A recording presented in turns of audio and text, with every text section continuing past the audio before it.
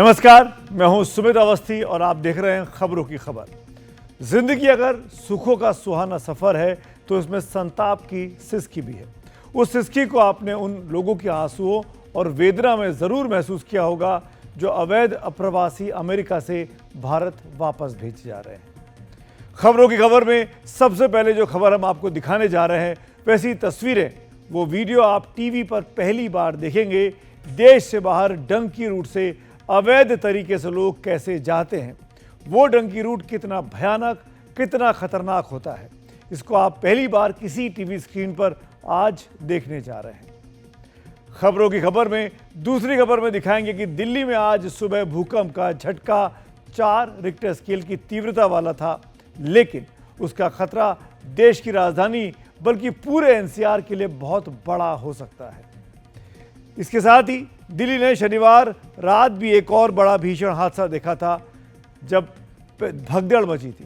पहले मौनी अमावस्या को महाकुंभ में भगदड़, फिर शनिवार को नई दिल्ली रेलवे स्टेशन पर भगदड़ के बाद सवाल उठता है कि ये भीड़ संभलती क्यों नहीं है, क्राउड मैनेजमेंट कहां फेल कर जाता है। ये हम आपको विस्तार से दिखाने वाले हैं और हम आपको आज ये खबर भी दिखाएंगे कि ओवरसीज कांग्रेस के अध्यक्ष सैम पित्रोदा ने चीन पर यारी वाला कौन सा बयान दे दिया है जो कांग्रेस पर भारी पड़ रहा है। लेकिन शुरुआत करते हैं आज की बड़ी खबर के साथ। अमेरिका से डिपोर्ट होकर आने वाले भारतीयों के साथ ही डंकी रूट भी लगातार इन दिनों चर्चा में है। आपने फिल्मों में जिस डंकी रूट को देखा है या जिसके बारे में सुना है, आज हम वही डंकी रूट आपको टीवी पर दिखाने जा रहे हैं। ये असली डंकी रूट है, फिल्मी नहीं है। जिस अवैध रास्ते को तय करके लोग अमेरिका पहुंचते हैं उसमें अंधेरा होता है, जहरीले जीव होते हैं, सांप बिच्छू होते हैं, भूखा प्यासा सब रहना पड़ता है, बर्दाश्त करना पड़ता है और लाखों रुपए डूब जाते हैं। सो अलग अमेरिका से लौटे भारतीयों ने जो वीडियो साझा किया उसके जरिए आप भी देखिए कि यह डंकी रूट कितना खतरनाक है।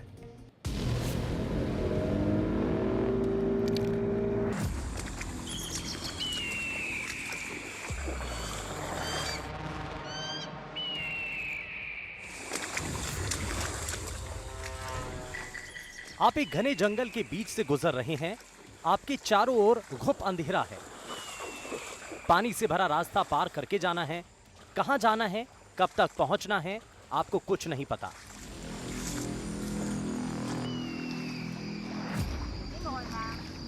भूख प्यास की तो बात ही छोड़ दीजिए। ये फिल्मी नहीं बल्कि असली डंगी रूट है, जिसका एक्सक्लूसिव वीडियो आप एनडीटीवी पर देख रहे हैं।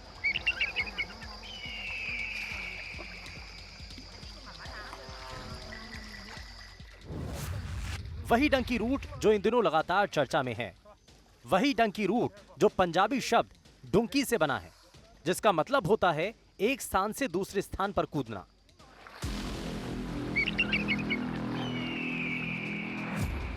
डंकी रूट यानी अमेरिका पहुंचने के अवैध रास्ते पर इस बड़े खुलासे में आज हम आपको वो तस्वीर दिखाएंगे जो अब से पहले आपने सिर्फ फिल्मों में ही देखी होगी।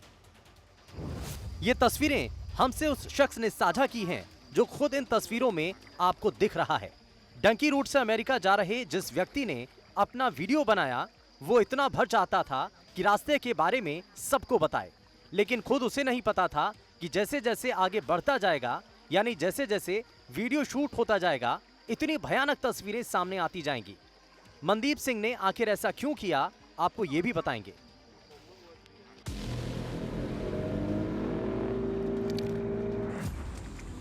आज हम आपको विस्तार से बताएंगे कि मोटर बोट, जंगल, दलदल, जहरीले कीड़े मकोड़ों से गुजरते हुए जो यात्रा आगे बढ़ी, उसका अंजाम क्या हुआ।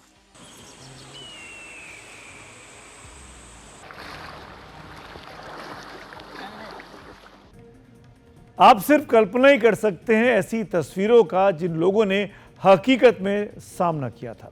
सोचिए उन पर उस वक्त क्या गुजरी होगी। जो वीडियो आप देख रहे थे उसे अमृतसर के एक शख्स ने साझा किया है।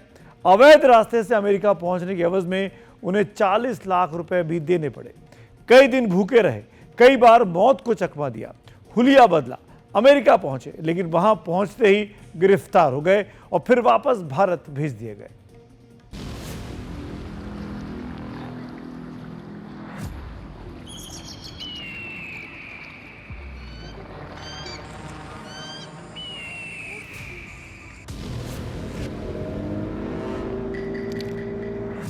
मौत के मुंह से गुजरते हुए अमेरिका जाने का ये रूट इतना खतरनाक क्यों है? आज हम कई चश्मदीदों की जुबानी ये पूरी कहानी सुनाएंगे। लेकिन शुरुआत करते हैं मनदीप सिंह से। डंकी रूट के वीडियो में आप जिस शख्स को बार बार देख रहे हैं वो मनदीप सिंह है। मनदीप सिंह अमृतसर के मकबूलपुरा गांव के रहने वाले हैं। 38 साल के हैं और आर्मी में काम करने के बाद रिटायरमेंट ले चुके हैं। मनदीप सिंह ज्यादा पैसा कमाने के चक्कर में भारत से अमेरिका निकले और खुद ही इस डंकी रूट का वीडियो भी बनवाया। मनदीप ने जिस एजेंट से बात की उसने कहा कि वाजिब रास्ते से अमेरिका ले जाया जाएगा। मनदीप ने इसके एवज में 2 किश्तों में 40 लाख रुपए भी दिए, लेकिन यहीं से तैयार हो गया धोखे का सबसे खतरनाक रास्ता। पहले आप वो रूट देख लीजिए जिसके जरिए मनदीप अमेरिका पहुंचे।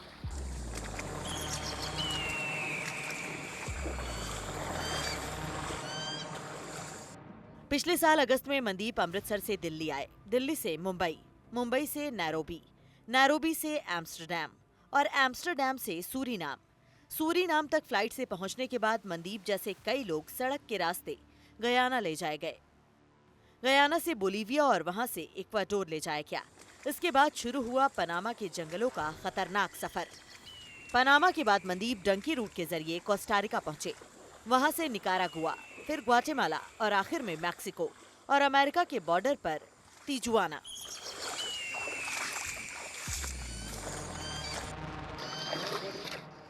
जब तक विमान यात्रा जारी रहती है तब तक सब ठीक ठाक लगता है, लेकिन जैसे ही शुरू होता है समंदर, जंगल और छिपते छिपाते अंधेरे रास्तों का सफर, तब लगता है कि कहीं गलती हो गई। लेकिन तब तक आपके हाथ में कुछ नहीं बचता, यहाँ तक कि आपकी जान भी बहुत सस्ती हो चुकी होती है। समंदर के पानी में गिरने के बाद बचाव के साधन की तो बात ही छोड़िए, किसी को परवाह भी नहीं होती कि कोई इंसान गिर गया। खाण पीण ਲਈ ਸਿਰਫ ਇੱਕ ਮੈਗੀ ਹੁੰਦੀ ਹੈ ਕੋਲ ਜਾਂ ਬਿਸਕੁਟ ਹੋਏਗੇ ਜਾਂ ਟੌਫੀਆਂ ਹੋਏਗਾ ਇਸ ਚੀਜ਼ ਦੇ ਨਾਲ, ਕਿਉਂਕਿ ਬੰਦੇ ਨੇ ਹੁੰਦਾ ਕਿ ਮੈਂ ਜਲਦੀ ਤੋਂ ਜਲਦੀ ਸ਼ਾਇਦ ਕ੍ਰਾਸ ਹੋ ਜਾਣਾ ਹੈ। ਕਿਸੇ ਵੇਲੇ ਇਦਾਂ ਦੀ ਪ੍ਰੋਬਲਮ ਆ ਜਾਂਦੀ ਹੈ, ਬੰਦੇ ਨੂੰ 7-7 ਦਿਨ ਵੀ ਭੁੱਖੇ ਰਹਿਣਾ ਪੈਂਦਾ ਆ, ਸਿਰਫ ਪਾਣੀ ਦੇ ਸਹਾਰੇ ਬੰਦਾ ਟਾਈਮ ਕੱਢਦਾ ਆ। मनदीप जिस डंकी रूट से आगे बढ़ रहे थे उसमें लगातार 13 दिनों तक पैदल चलना पड़ा, 12 नहरों से गुजरना पड़ा, मगरमच्छ से लेकर जहरीले सांपों तक से सामना हुआ। बचाव के लिए एक छड़ी दे दी गई। बस जरा सोचिए, घुप अंधेरे के बीच पानी भरे रास्तों से होकर गुजरना, और वो भी घने जंगल के बीच।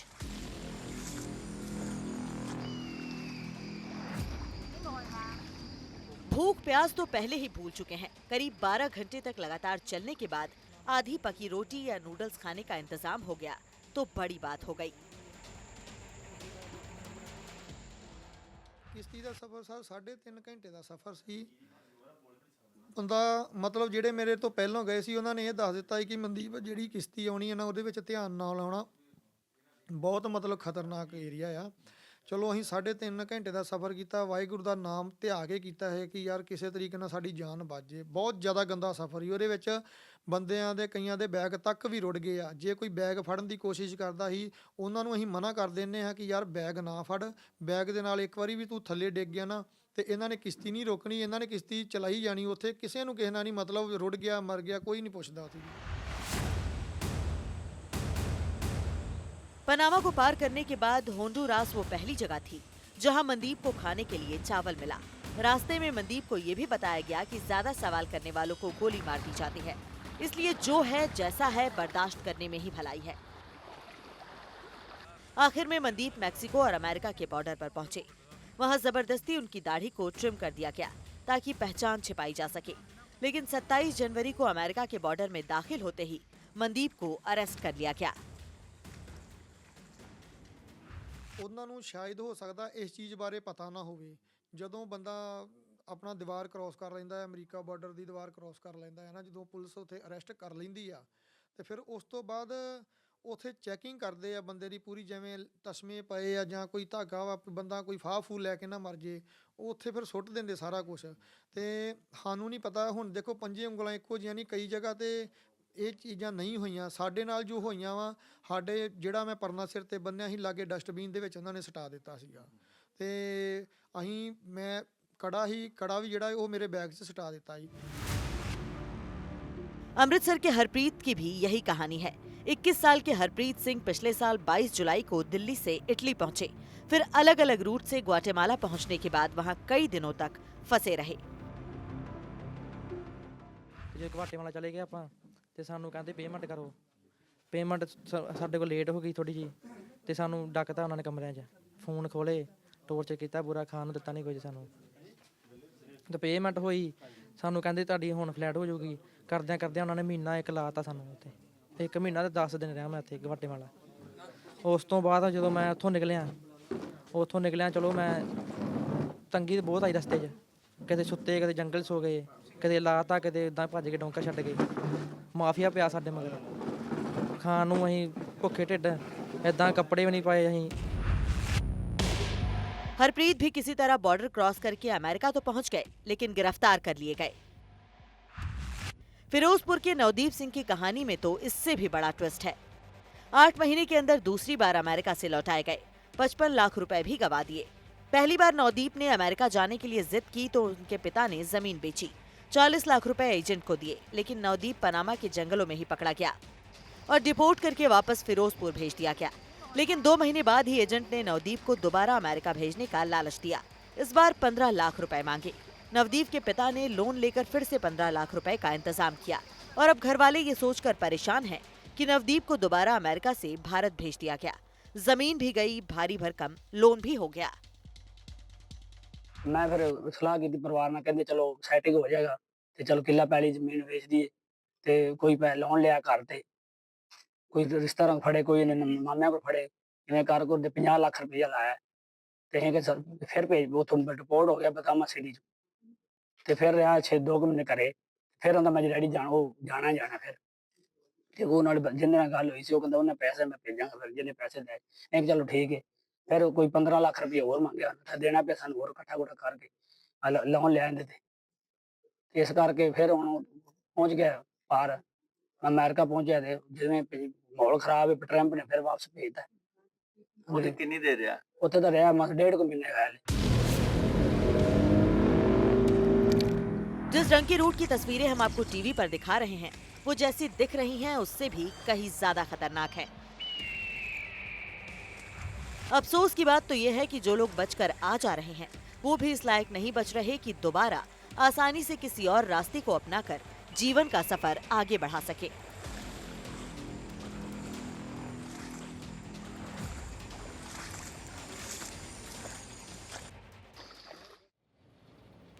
आगे बढ़ते हैं। अगर आप दिल्ली या एनसीआर में रहते हैं तो आज ये सवाल ज़रूर आपसे किसी न किसी ने पूछा होगा कि भूकंप का झटका महसूस हुआ क्या। आपके रिश्तेदारों ने आपको शायद फ़ोन करके भी आपके हालचाल जानने की कोशिश की हो। दरअसल दिल्ली में जो भूकंप आया उसकी तीव्रता तो 4.0 ही थी, लेकिन उसकी धमक कहीं ज़्यादा रही। इतना ही नहीं, भूकंप के साथ तेज़ आवाज़ भी कई जगह पर सुनाई दी। क्या ये किसी बड़े खतरे की आहट है? क्या राजधानी एक बड़े खतरे का इंतजार कर रही है या फिर यह कोई सामान्य घटना थी? ये रिपोर्ट देखिए और पूरा माजरा समझिए। सुबह 5:36 पर जब दिल्ली और आसपास के लोग सो रहे थे, तभी गड़गड़ाहट की आवाज के साथ धरती हिल गई।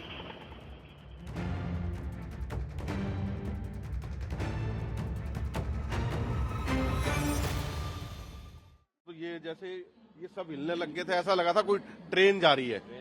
जमीन से हिल गए थे, मतलब ये काउंटर वाउंटर सब हिल रहा था। हमको तो ऐसा लगा कि पीछे कहीं गाड़ी वाड़ी कुछ टकरा नहीं गई हो। इतना तगड़ा भूकंप आया कि हम बिल्कुल हिल गए तो हमने बच्चे उठाए और बच्चे उठा के तुरंत हम बाहर निकल के आए। मुझे ऐसा आभास हुआ कि जैसे किसी ने कोई पूरी बिल्डिंग जोर से हिल गई हो। जब मैं उठ करके बेड पर बैठा तो मैंने देखा कि ऊपर का पंखा हिल रहा था। थोड़ी ही देर में पता चला कि भूकंप की तीव्रता 4 है, गहराई सिर्फ 5 किलोमीटर अंदर है और भूकंप का केंद्र कहीं और नहीं, दिल्ली में ही है। दिल्ली के धौला कुआं में जिस झील पार्क को भूकंप का केंद्र कहा जा रहा है, वहां एक बड़ा पेड़ उखड़कर गिर गया। सोमवार सुबह जो भूकंप दिल्ली में आया वो पिछले 17 साल में सबसे अधिक तीव्रता वाला भूकंप था जो रिकॉर्ड किया गया है। मेरे पीछे आप एक तस्वीर देख रहे हैं, एक बड़ा पेड़ है जो गिर गया। ये वही झील पार्क का इलाका है जो केंद्र बिंदु था, जहां पर भूकंप सबसे ज़्यादा महसूस किया गया है, जहां पर सबसे ज़्यादा असर भूकंप का हुआ। और इसका असर आप देख सकते हैं इन तस्वीरों में, एक बड़ा पेड़ था जो उखड़ गया है। रिक्टर स्केल पर 4 की तीव्रता वाला भूकंप सामान्य माना जाता है, लेकिन दिल्ली में जो भूकंप आया उसका असर सामान्य से ज्यादा रहा। इसके 3 कारण हैं। एक तो भूकंप की गहराई ज्यादा नहीं थी, यानी सिर्फ 5 किलोमीटर की गहराई में भूकंप का केंद्र था। दूसरी बात ये कि घनी आबादी वाला इलाका होने के कारण भूकंप को ज्यादा महसूस किया गया। और तीसरी बात ये कि ऊंची इमारतों में इनके खास डिजाइन के कारण ज्यादा कंपन महसूस होती है। दिल्ली में इससे पहले 4.6 की तीव्रता का भूकंप आ चुका है, लेकिन तब 10 किलोमीटर की गहराई में इसका केंद्र था। ये जो है ना, ये सब सरफेस सैलो सेस्मिक नॉइज जिसको बोलते हैं।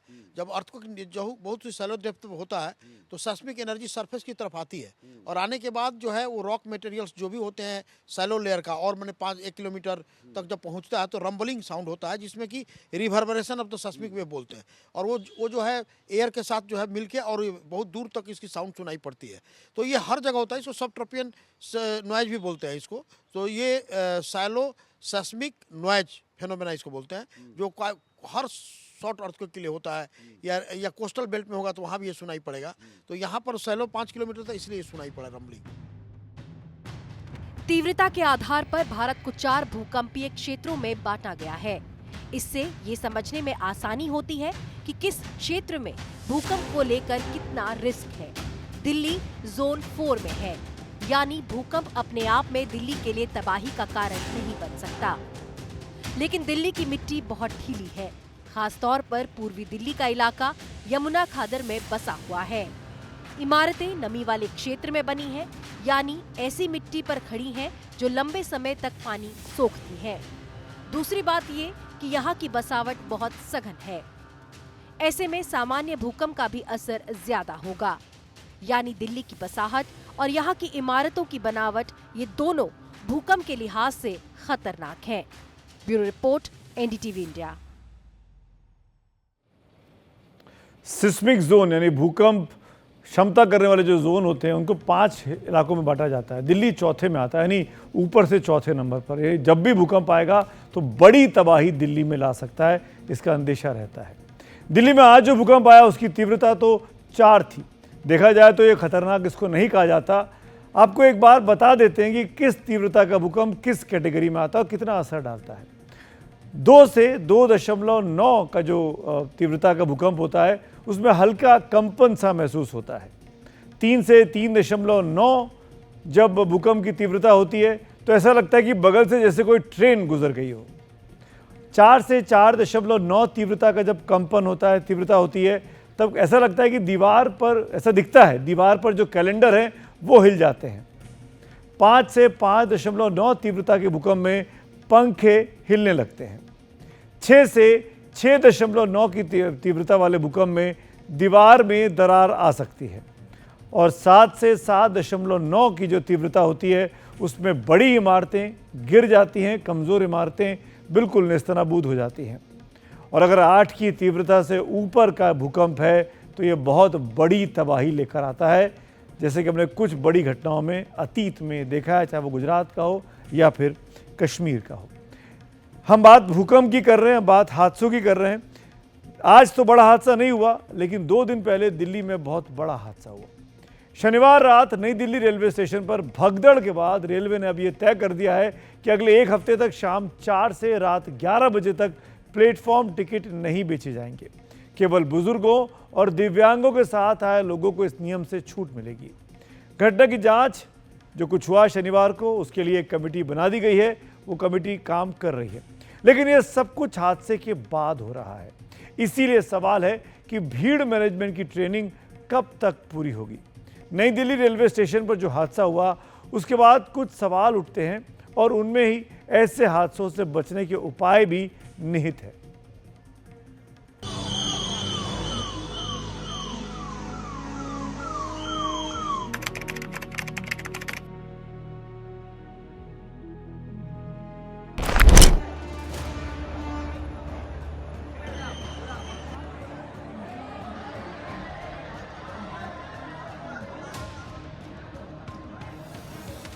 वो आधे घंटे बाद मिली है, तो जबकि वो आधे घंटे बाद मिली तब तक वो मर चुकी थी।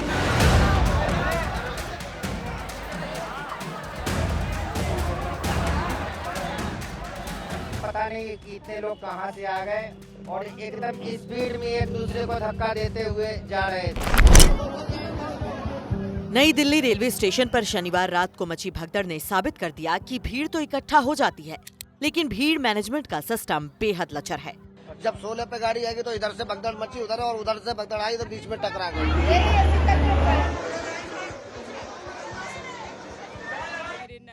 कुचल गए, पुलिस वाला कोई प्रशासन कुछ नहीं था वहाँ पे। इनका बॉडी नहीं मिल रहा है, कल से गायब है।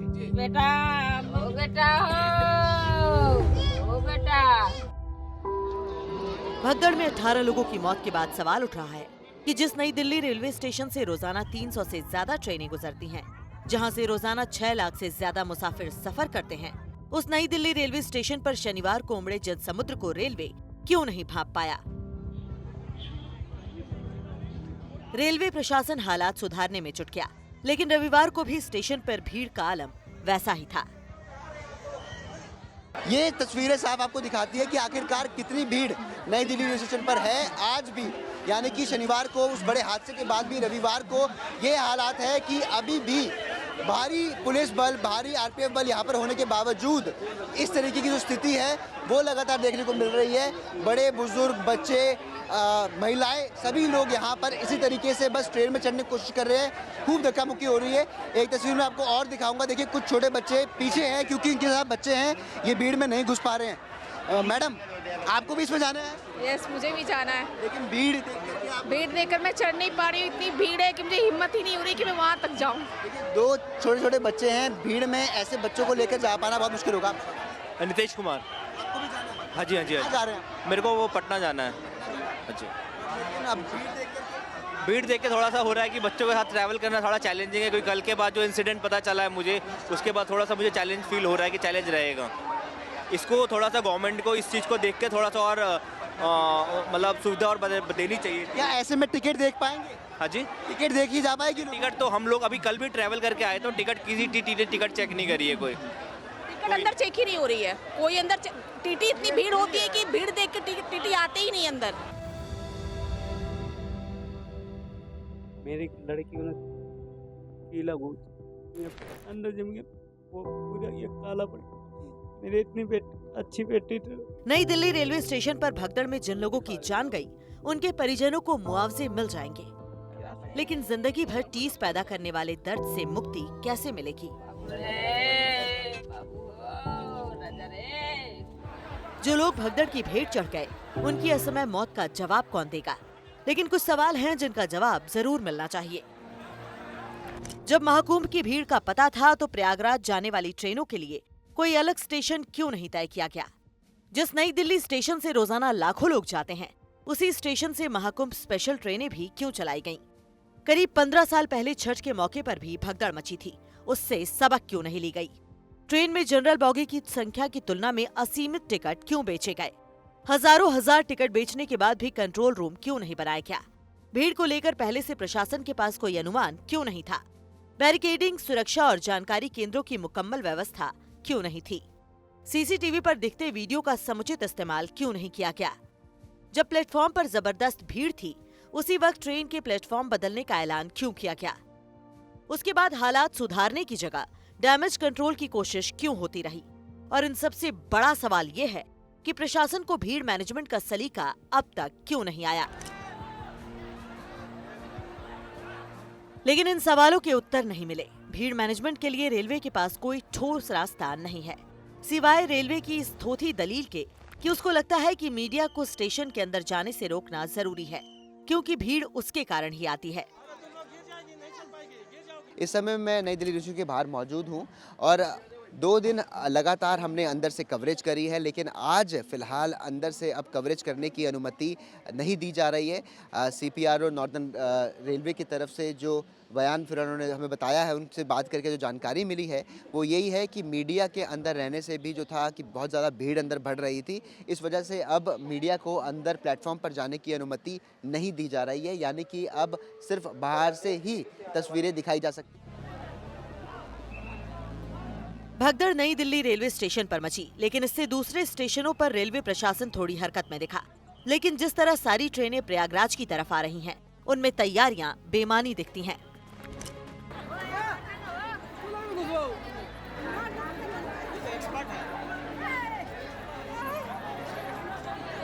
इन तस्वीरों को देखकर हंसिएगा नहीं। बिहार में मुजफ्फरपुर की ये तस्वीरें बड़े खतरे की आहट दे रही हैं, जिनमें महिलाएं खिड़की के रास्ते ट्रेन में बैठ रही हैं। दूसरी तस्वीर ये है कि ट्रेन चल दी है, फिर भी लोग बाहर तक दरवाजे पर लटके हुए हैं, जिनमें कोई बड़ी अप्रिय वारदात हो सकती है। उसी तरह मिर्जापुर में भी चलती ट्रेन में लोग दरवाजे पर बाहर तक लटके हुए हैं। वही हाल पटना रेलवे स्टेशन का भी है। ये पटना रेलवे स्टेशन है, प्लेटफॉर्म नंबर 4 और 5 है और ये कुंभ स्पेशल गाड़ी है। देखिए ये कुंभ स्पेशल गाड़ी अभी आई है पटना रेलवे स्टेशन पे और उसके बाद आप भीड़ देखिए, भीड़ से अंदाज लगाइए। ये जो ट्रेन आ रही है ये पटना से ही खुल रही है, लेकिन पूरी की पूरी भरी हुई आ रही है। अंदर में पहले से पूरी की पूरी ट्रेन भरी हुई है, उसके बाद भी इतनी बड़ी तादाद में लोग यहाँ खड़े हैं। हो क्या रहा है कि ये ट्रेन जब आती है यहाँ पे और जब रेलवे यार्ड में खड़ी होती है, उसी समय लोग जाके सीटों पे कब्जा कर लेते हैं, क्योंकि ये अनरिजर्व्ड कोचेज़ हैं तो लोग सीटों पे कब्जा कर लेते हैं और उसके बाद ये जो बड़ी तादाद आप देख रहे हैं लोगों की, ये भी अंदर जाएगी। लेकिन जो दिल्ली में घटना हुई है उसके बाद से प्रशासन थोड़ी चौकस है। हम देख रहे हैं कि रेलवे के बड़े पदाधिकारी जो हैं ये यहाँ मौजूद हैं और फोर्स लगाया गया है बड़ी संख्या में। आप देखिए यहाँ आपको दिखाओ, आरपीएफ के जवान तैनात किए गए हैं और इन्हें भीड़ नियंत्रण के लिए लगाया गया है। हर बॉगी के पास आरपीएफ के जवान खड़े हैं। कोशिश ये की जा रही है कि जो दिल्ली जैसी जो घटना हुई थी, भयावह घटना, वो यहाँ ना हो। पटना से चलने वाली कुंभ एक्सप्रेस में लोगों को बैठने में दिक्कत ना हो, इसके लिए वहां रेलवे पुलिस के जवान भी तैनात हो गए। लेकिन इस सवाल का जवाब कौन देगा कि वार्ड में ही तमाम लोगों ने ट्रेन के अंदर घुसकर सीटों पर कब्जा कैसे कर लिया। फिर रेलवे को ये चौकन्ना होने का सबक नई दिल्ली स्टेशन की भगदड़ के बाद ही क्यों मिला? एनडीटीवी इंडिया की रिपोर्ट।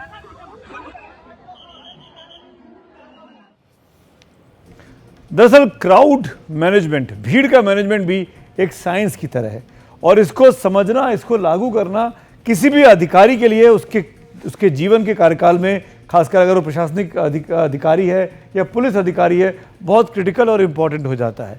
इसीलिए हम कुछ पॉइंट्स यहाँ बताना चाहते हैं कि जब भीड़ हो, जब अनुपात से बहुत ज़्यादा लोग एक जगह इकट्ठा हो जाएं, तो वहाँ पर भीड़ प्रबंधन के लिए सही कदम उठाए जाने के लिए क्या करना चाहिए, इसके बारे में हम आगे आपसे एक्सपर्ट के साथ बातचीत भी करेंगे।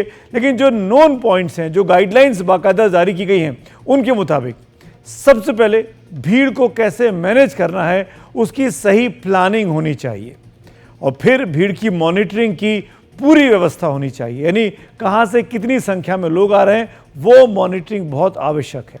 लोगों से संवाद हो और उन तक सही तरीके से सूचना पहुंचाने के लिए संवाद और सूचना के मजबूत तंत्र होने चाहिए। यानी कौन सा गेट बंद है, कौन सा पुल बंद है, कौन सा रास्ता बंद है, ये क्लैरिटी के साथ होना चाहिए। इसमें कोई कंफ्यूजन, कोई गफलत बिल्कुल नहीं होनी चाहिए। जहां पर जगह कम हो और भीड़ ज़्यादा हो, वहां एंट्री और एग्जिट के लिए अलग अलग रास्ते होने चाहिए। यानी एक जगह से एंट्री हो, दूसरी जगह से एग्जिट हो, दोनों भीड़ आपस में मर्ज ना करें। ये डिजिटल का ज़माना है, हम आर्टिफिशियल इंटेलिजेंस के ज़माने में रह रहे हैं, इसीलिए अत्याधुनिक तकनीक का इस्तेमाल किया जाना चाहिए भीड़ को मॉनिटर करने के लिए, आइडेंटिफाई करने के लिए और फिर उसके बाद डिस्पर्स करने के लिए। भीड़ को नियंत्रित करने के लिए जिम्मेदार लोग जो होते हैं उनकी समुचित ट्रेनिंग होनी चाहिए। ऐसी जगहों पर पुलिस व्यवस्था ज़रूर होनी चाहिए। कंट्रोल रूम जो बनाए जाते हैं, जहाँ पे सीसीटीवी कैमरे लगते हैं, वहाँ पर वरिष्ठ अधिकारी बैठे और वो अधिकारी बैठे जो कॉल ले सके, निर्देश दे सके कि कौन सा रास्ता खोलना है, कौन सा रास्ता बंद करना है। साथ ही जब कोई कार्यक्रम जहाँ पर भीड़ हो वो ख़त्म हो जाए और भीड़ छट जाए तो उसके बीच ये एनालिसिस भी होना चाहिए कि इस इंतज़ाम को और बेहतर कैसे किया जा सकता था। यानी पूरे व्यवस्था के बाद उसका एनालिसिस होना चाहिए, फीडबैक का, कि हमने जो काम किया वो ठीक किया या इसको और दुरुस्त कर सकते हैं। इसी मुद्दे पर आइए बात करते हैं। मेरे साथ मणि प्रसाद मिश्रा जी जुड़ रहे हैं, जो कि कुंभ के मेला अधिकारी रह चुके हैं। 2013 में जब कुंभ हुआ था वरिष्ठ IAS अधिकारी हैं, आजकल रिटायर्ड हैं। शुक्रिया मिश्रा जी हमसे बात करने के लिए। दो मुद्दे हैं, एक भीड़ जो रेलवे स्टेशन पे आ रही है और एक भीड़ जो कुंभ के मेला क्षेत्र में आ रही है। पहले मैं नई दिल्ली स्टेशन की बात करता हूं। जो कुछ हुआ 2 दिन पहले शनिवार की रात को नई दिल्ली स्टेशन पर, बताया जा रहा है कि ये मानवीय चूक ज़्यादा थी, क्योंकि एक ही जगह पर प्रयागराज की 2 से 3 ट्रेनों के आने जाने का इंतज़ाम कर दिया गया। फिर अनाउंसमेंट हो गया कि प्लेटफॉर्म चेंज हो रहा है, या गफलत पैदा की गई भीड़ के बीच में जब तिल रखने की जगह नहीं थी।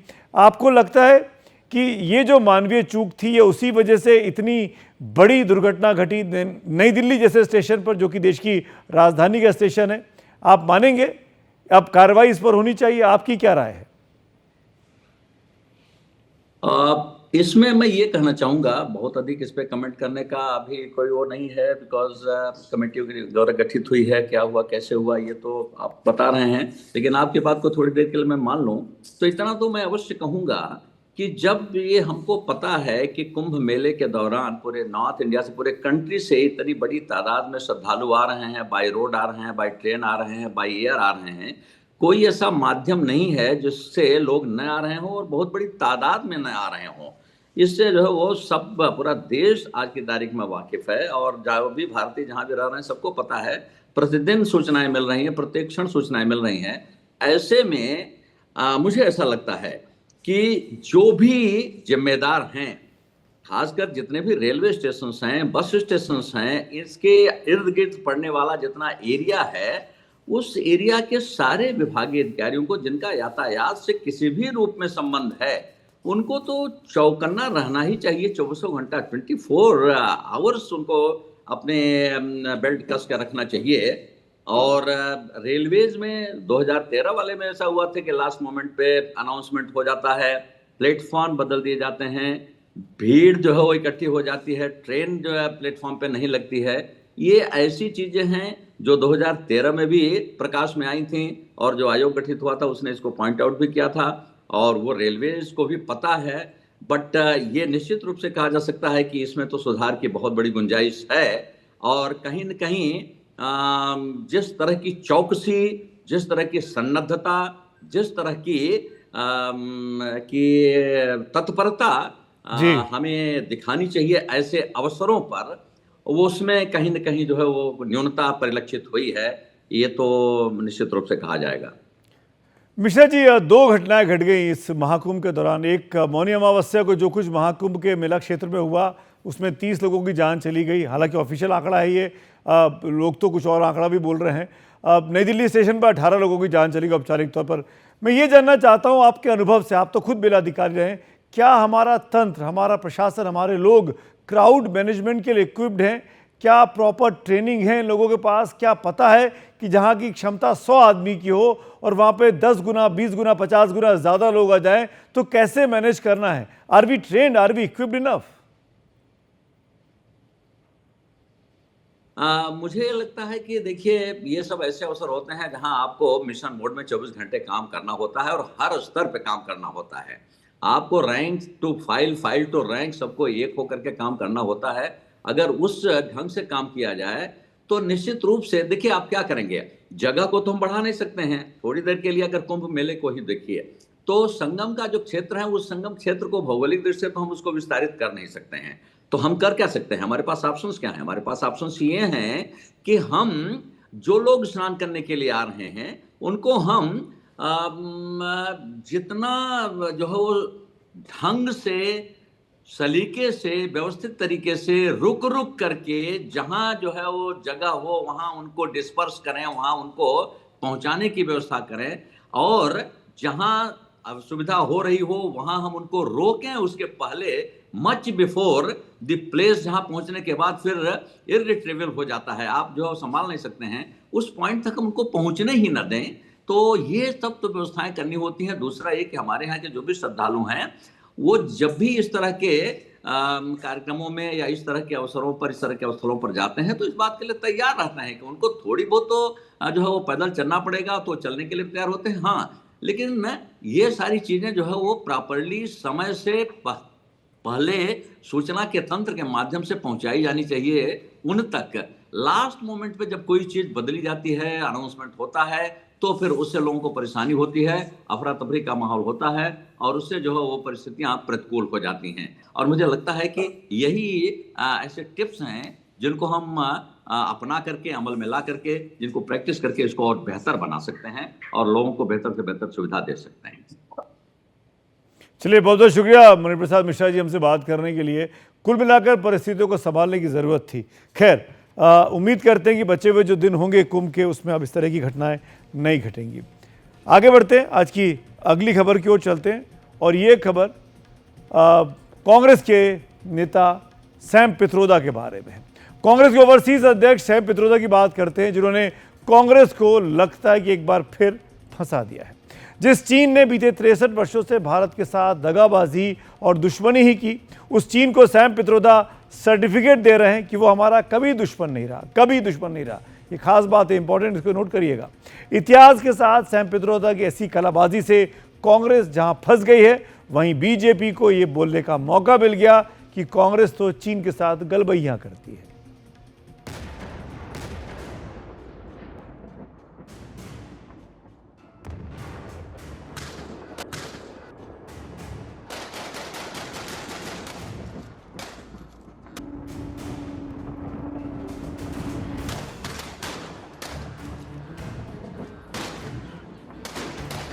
1962 में चीन के धोखे वाला युद्ध आपको याद है ना, जिसमें हमारे करीब 1400 जवानों ने शहादत दी थी।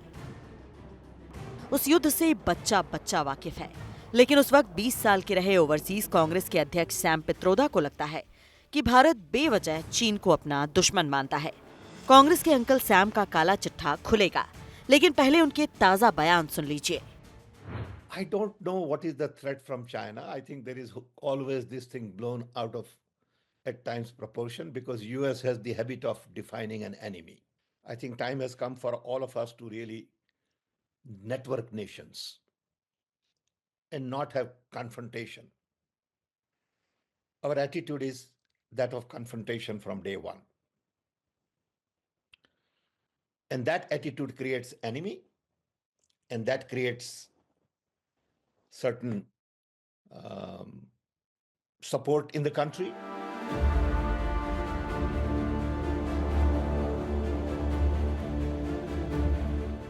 जिस कांग्रेस पार्टी के नेता जवाहरलाल नेहरू थे और जिनके प्रधानमंत्री रहते चीन ने 1962 का हमला बोला था, उसी कांग्रेस की विदेशी शाखा के प्रमुख हैं सैम पित्रोदा।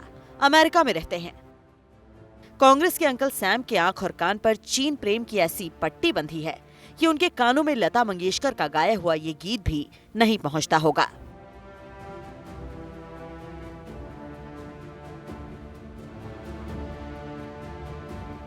ना ही वो दृश्य दिखता होगा जब इस गीत को सुनकर नेहरू रो पड़े थे।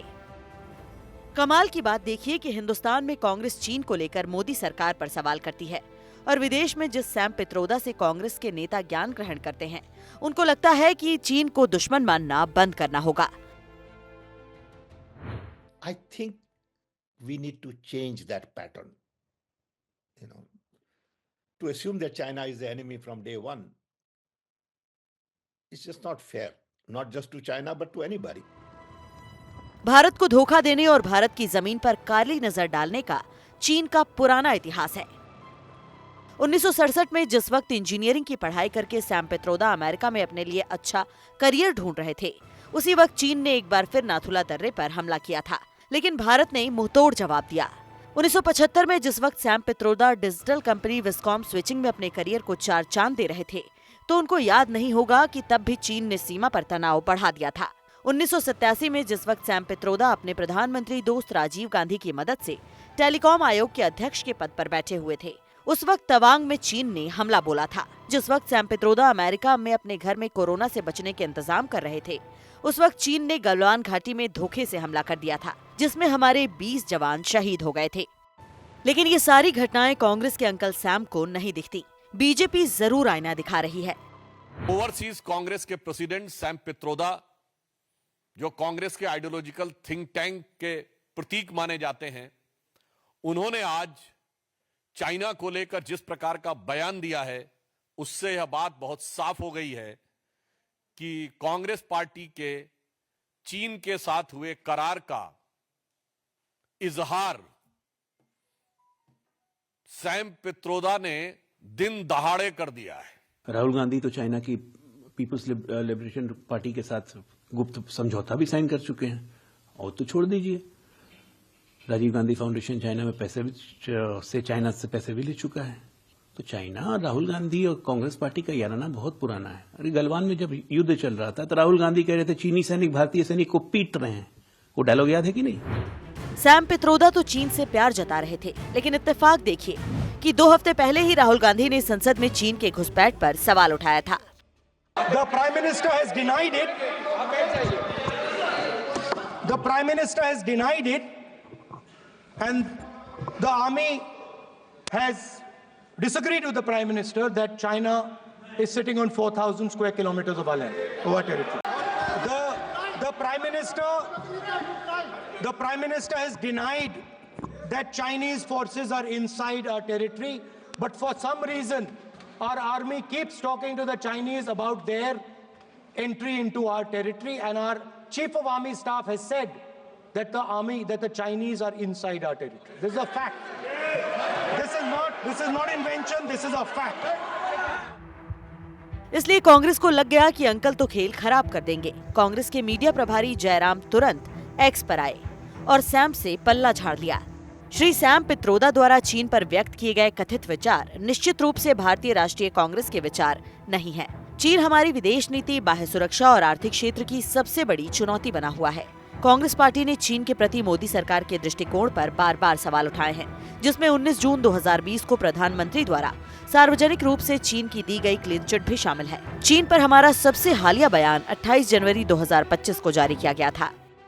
अगर कांग्रेस का कोई भी नेता ये कहता है और ये जानते हुए कहता है कि हमारे नेता राहुल गांधी लगातार कहते रहे हैं कि चाइना ने हमारी ज़मीन को ऑक्युपाई कर रखा है, हमारे घर में घुसा हुआ है, तो अगर ऐसा कोई कहता है तो मैं तो सिर्फ इतना कहता हूँ कि फिर तो हमें दुश्मनों की ज़रूरत ही नहीं है। घर को आग लग गई घर के चिराग से। सैम पित्रोदा तो बोल गए, लेकिन बीजेपी के हाथों में कांग्रेस पर हमला करने का एक बड़ा हथियार दे गए। अब कांग्रेस बचाव का रास्ता ढूंढ रही है। एनडीटीवी इंडिया की रिपोर्ट। महाराष्ट्र के उप मुख्यमंत्री एकनाथ शिंदे पर इन दिनों आरोप लग रहा है कि वो एक समानांतर सरकार चला रहे हैं। इस बीच शिंदे के प्लान बी को लेकर भी राजनीतिक गलियारों में खूब चर्चाएं हैं। शिंदे का प्लान बी क्या है, देखिए इस रिपोर्ट में। महाराष्ट्र के उप मुख्यमंत्री एकनाथ शिंदे ने इन दिनों एक के बाद एक रैलियों की झड़ें लगा दी है, लेकिन महाराष्ट्र में विधानसभा के चुनाव तो हो गए और महानगर पालिका के चुनाव में भी अभी वक्त है, तो फिर शिंदे कौन सी रैलियां कर रहे हैं? दरअसल शिंदे की पार्टी शिवसेना ने विधानसभा चुनाव में मिली सफलता के बाद महाराष्ट्र के अलग अलग इलाकों में आभार सभाओं का आयोजन किया है। शिंदे की इन सभाओं में खासी भीड़ देखने को मिल रही है। साधा कार्यकर्ता है मैं, पण मला हलक्यात घेऊ नका। मैं एक साधारण कार्यकर्ता हूं, लेकिन मुझे हल्के में ना ले। जिन्होंने मुझे हल्के में लिया उनकी क्या हालत हुई है ये आपको पता है। काय झालं माहित आहे आपल्याला। जो आभार सभाएं हैं, देखिए माननीय एकनाथ जी शिंदे इनके नेतृत्व में ये चुनाव लड़ा गया। माननीय देवेंद्र फडणवीस ने भी बार बार कहा कि हम शिंदे जी के नेतृत्व में चुनाव लड़ रहे हैं, ऑब्वियसली क्योंकि वो सीएम थे। और जनता का आभार मानने के लिए एक शिवसेना एज अ पार्टी, हमारे नेता, मुख्य नेता ये जनता के बीच जा रहे। लोगों को भी लगता है कि माननीय शिंदे जी आकर मिले, जो लाड़की बहनें हैं जिन्होंने भर भर कर हमें आशीर्वाद दिए, तो उनके आशीर्वाद को आभार व्यक्त करने के लिए माननीय एकनाथ जी शिंदे इनका दौरा चल रहा है। एकनाथ शिंदे द्वारा संबोधित की जा रही रैलियों के पीछे का मकसद है पार्टी के संगठन को मजबूत करना। एकनाथ शिंदे फिलहाल महाराष्ट्र के मुख्यमंत्री नहीं है, लिहाजा उनके पास ज़्यादा वक्त है, इसीलिए पार्टी के संगठन को ज़्यादा वक्त दे रहे हैं और उसके लिए दिन रात उन्होंने एक कर दिया है। विधानसभा चुनाव के नतीजों के बाद महाराष्ट्र में महायुति की सरकार तो बन गई, लेकिन शिंदे मुख्यमंत्री नहीं बन सके। इसका मलाल उनके मन में जरूर है। सीएम फडणवीस द्वारा बुलाई गई कई बैठकों से दूरी बनाना हो या फिर अधिकारियों के साथ 2027 में नासिक में होने जा रही कुंभ की बैठक करना, शिंदे पर समानांतर सरकार चलाने का आरोप लगता रहा है। हालांकि जानकारों का कहना है कि गठबंधनों की सरकार में पार्टियां अपने अस्तित्व को बनाए रखने के लिए ऐसे कदम उठाती हैं। मुझे लगता है ये गठबंधन की सरकारों की एक खासियत करके इसको देखना चाहिए कि वो हर एक पार्टी अपनी पहचान कहीं खो न जाए, इसलिए बहुत बार कोशिश करती है और वही हो रहा है।